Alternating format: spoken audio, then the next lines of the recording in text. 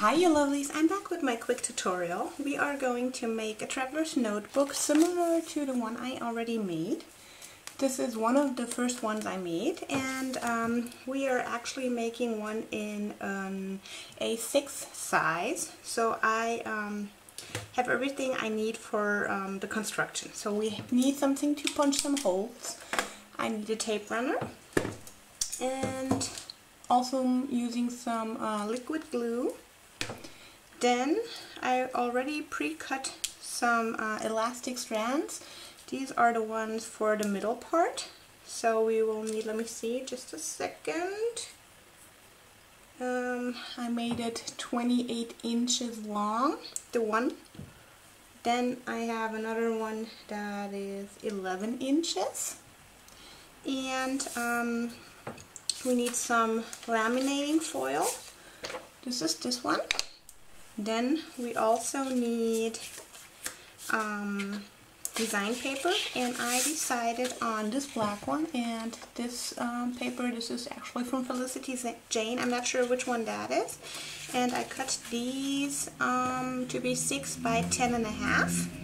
And then we also need a piece that is 5 3/4 by 10 1/4 for in between.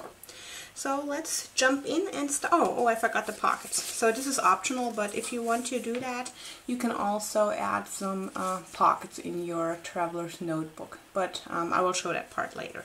So we will start with our pretty design paper. So the first part is to glue every single page together, and this is what I'm doing. So we have two options. Either you do this part just as me, or just like me, with some tape runner. This will give the traveler's notebook kind of an flexible form. If you are interested in a little bit stiffer form than that, you should make sure to use some liquid glue, because the liquid glue inside dries a little bit harder than the tape runner glue does. So you have two options here. What's important is make sure to use enough glue so everything will stick together and won't lift from the paper. So as you can see, this part is a little bit smaller than the other two design pages I have. This is just because I wanted to make it a little bit stiffer in the middle. So there we go. And what is really important by sticking everything together is to make sure to really go close to the edges so it won't lift when you bend the paper afterwards. And don't be too cheesy, use a lot of glue or tape. You don't want this to lift up later. So again, be sure to add a lot of tape in the middle part as well. Oopsie, my tape is empty.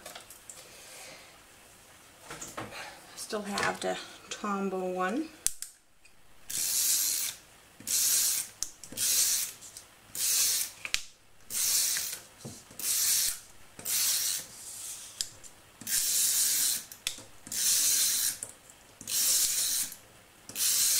So there we go. And now we have to stick the design papers together again. So be sure to line this up good so you don't have the other paper showing somewhere. So there we go.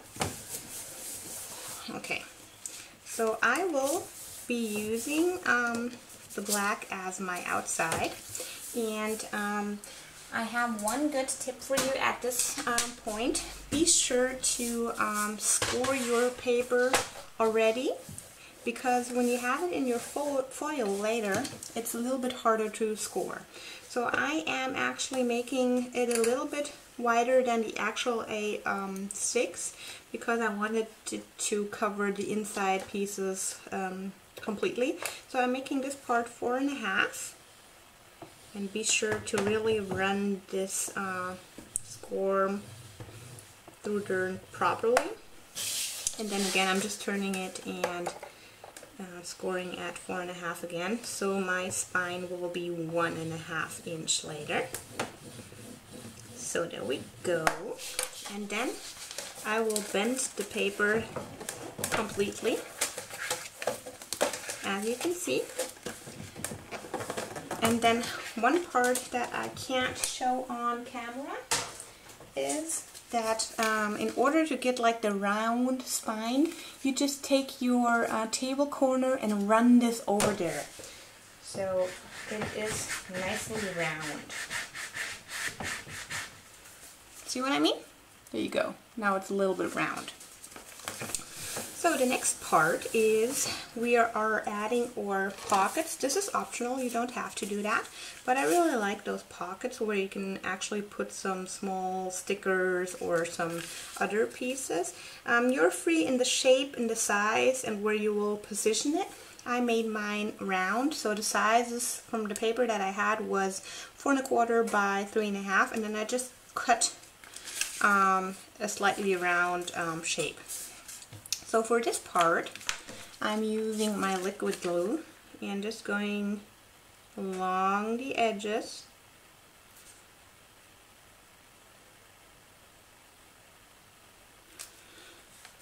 Letting this dry a little bit, and then this part as well.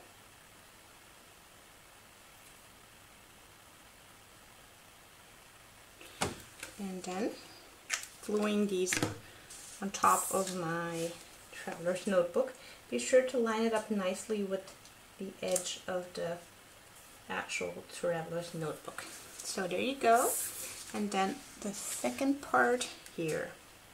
I really like the contrast, like the gray, black, and white. This is the first of this kind, and I already am excited. So there we go. So now we will run this through our laminating machine. I will position my traveler's notebook in the laminating foil. So there we go. And be sure to push it nice to the edge. There we go. And I'm using a really old laminator. I don't know, my mom used this like years ago for her documents and stuff. And it's a real old one. But I tried out a newer one and it didn't work that good as this one, so I just went ahead and grabbed this one again. So I will place the book showing downwards into my laminator. Be sure to get it in there straight or else it will be crooked. And now we are waiting for our foil to run through there. Because of the thickness of the couple of papers we used and the pockets, we probably will have to run everything through there like 2-3 times, depending on how good your laminator is and how good your foil is. In this part I'm just pressing everything down a little bit because I think that it had a little bit more pressure then, but maybe it's just me. So there we go. Slowly. I'm not sure, there are probably some better ones than this one, but just as I said, this is a real old one. My mom gave it to me, and I really like how it worked on the other ones.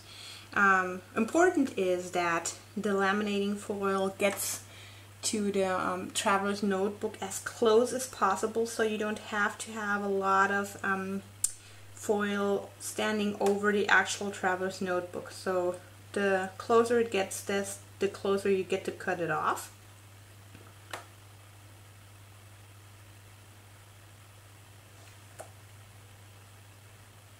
So there we go. It's already pretty close, except for the parts where the pockets are, but I was expecting that, so we will run it through there again one time on the other side. And it got to the edges a little bit closer, so we will run this through the laminating machine one more time, and I'm turning it around again, and then that should be good. So there we go, pretty good. Just as I said, now we are almost close to the edge. I don't think it would go any closer than that, but I'm pretty satisfied with how close we got. So we will cut off or excess soil we don't need, and just be sure not to cut in the air bubble that is left. We will need that in order to keep everything closed.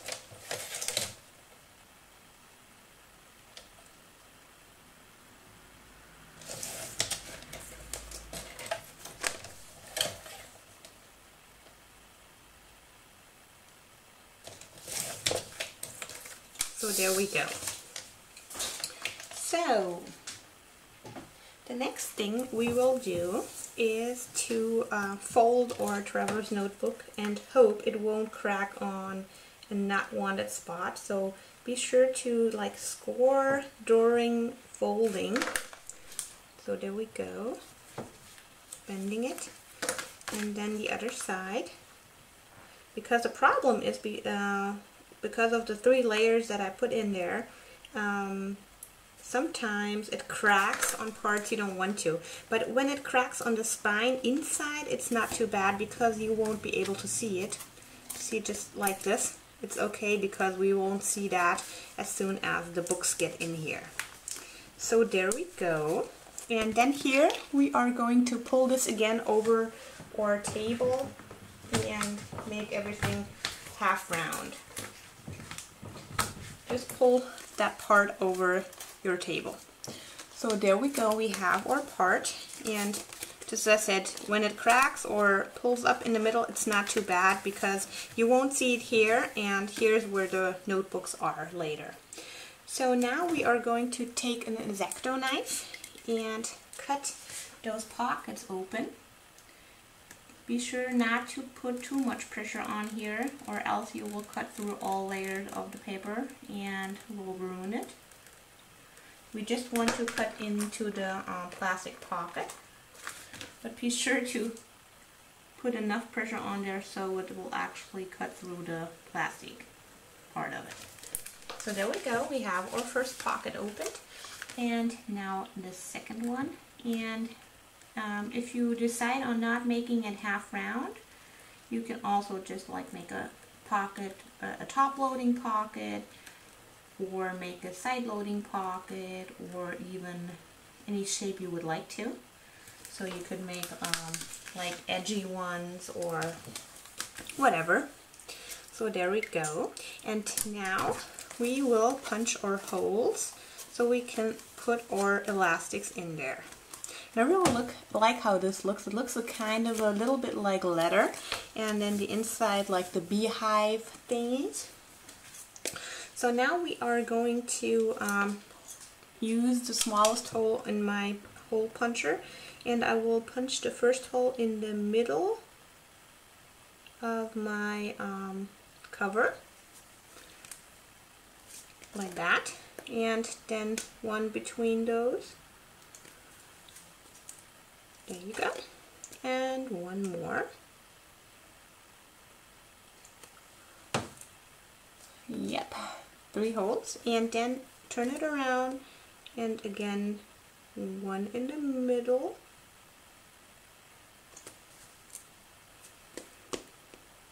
one here, and one here. So now we have three holes, and those 3 holes will be when you want to have 4 elastics. So the next thing we will have to do, and usually I just bend this over and punch a hole in it, but I don't like it too much. Sometimes it cracks the spine. So now I'm just trying to find out where the middle is. So the middle is here, and I will just go ahead and punch in the hole with my X-Acto knife, like that, and then just lift it and turn it a little so we can actually get a hole in here. I hope you didn't see my hair now. So we'll turn it around and then just wiggle it a little bit more so you can have an actual hole where the elastic will fit through. So there we go. Now take your elastic, and we will need the 28-inch long elastic. Put it through the hole right here from the back. Oops. So the first hole, hold it like here. Then we will put this through the back, the hole close next to it. Then we will go down into the middle back one, to the back, and then on the right one, and come out in the front. Then go up in the right one, pull it through, go close to it, to the middle one, in the back to the front, like that. Go down in the middle one again.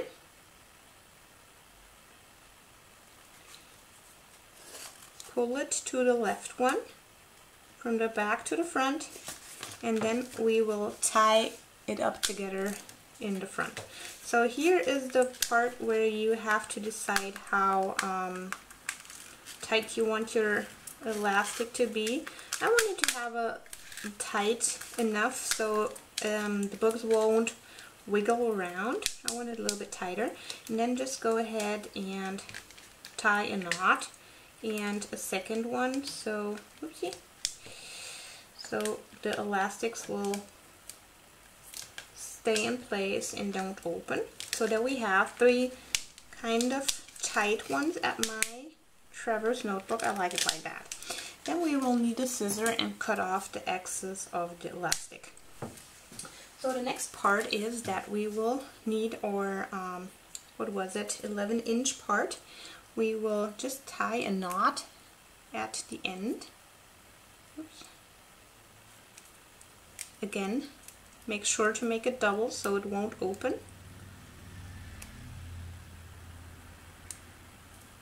I hate my fingernails for stuff like that. So there we go. Oop.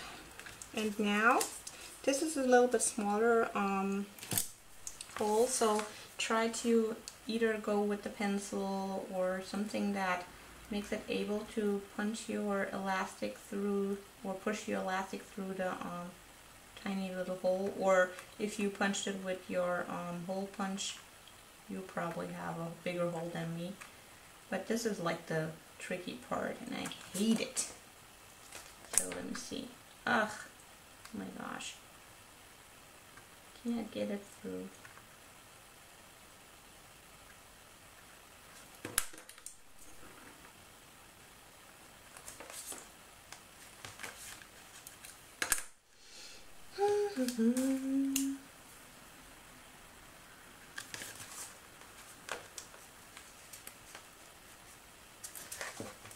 So there we go. So then we can just close it and check if we can get the elastic around it, or if we have to tighten it, or maybe even loosen it. But I think this is perfect.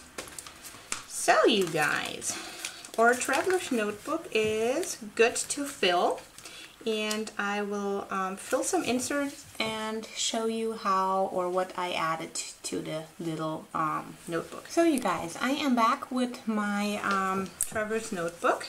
I filled it with a couple of examples of books and dashboards, but you certainly can fill this to the max. I just wanted to show you that it's real neat, and you can actually fit in some printables.